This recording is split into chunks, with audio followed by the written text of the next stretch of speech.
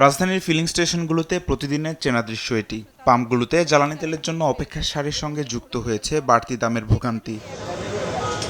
বিশ্ববাজারের সঙ্গে সামঞ্জস্য রেখে দেশে ভোক্তা পর্যায়ে তেলের দাম বাড়িয়েছে সরকার। দেশের ইতিহাসে জ্বালানি তেলের দাম পৌঁছেছে এখন সর্বোচ্চ পর্যায়ে। শনিবার রাতে ঘোষণার পর রোববার সকাল থেকেই কার্যকর হয়েছে নতুন দর। প্রতি লিটার ডিজেলে 15 টাকা বেড়ে এখন বিক্রি হচ্ছে 115 টাকায়। 20 টাকা বেড়ে অকটেন ঠেকেছে 140 টাকায়। পেট্রোল ও কেরোসিনের দামও বেড়েছে সমান তালে। পাম্পে এসে নতুন এই চড়া দরেই তেল সংগ্রহ করছেন গ্রাহকরা। আগে বলছে কি যে আগামী মাসে এই মাসে বাড়ার কোনো সম্ভাবনা নাই, তো সে আজকে কেন বাড়াইলো? পার লিটারে 20 টাকা করে বাড়ছে। আর এর আগে তো আমরা কালকেও পাইছি মনে হয় 120 টাকা, আজকে 140 টাকা।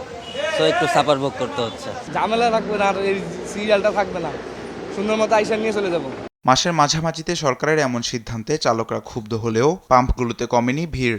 হঠাৎ এক লাফে 120 টাকা থেকে 140 টাকা হয়ে গেছে, এটা একটু বেশি মনে হচ্ছে। আগেরটাই ভালো ছিল, আমি বলবো যে 120 ছিল আমাদের, যেটা ভালোই ভালো ছিল। সরকার বললো তো যথেষ্ট পরিমাণ মজুদ আছে, তারপরে তো দাম বাড়ানোর কথা না, কিন্তু দামটা বাড়াতে আমাদের উপর আসলে কষ্ট হয়ে যাচ্ছে।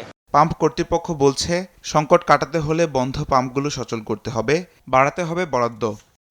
দামটা বেড়েছে কালকের, এখন বরাদ্দ কিন্তু আমার বাড়েনি। গতকালকে দাম বাড়ার আগেও যে বরাদ্দ, আজকেও এখন পর্যন্ত সেম বরাদ্দ। তাহলে আমি এই যে লম্বা লাইনের কথা বলছি, সেটুকু কিভাবে আমি সমাধান দিব? একই সাথে অন্যান্য স্টেশনগুলো রান করছে না, অতি সত্বর এদের জ্বালানি সরবরাহ দিয়ে ওই পাম্পগুলো সচ্ছল করতে হবে। তাহলে হবে কি, এই লম্বা সারিগুলো ভেঙে ভেঙে ডিস্ট্রিবিউশন হয়ে যখন সব পাম্পে ছড়িয়ে যাবে কাস্টমার, তখন কিন্তু চোখে পড়বে না দীর্ঘ লাইন।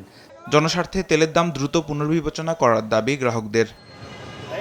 তামিম মাহবুব, দেশ টিভি, ঢাকা।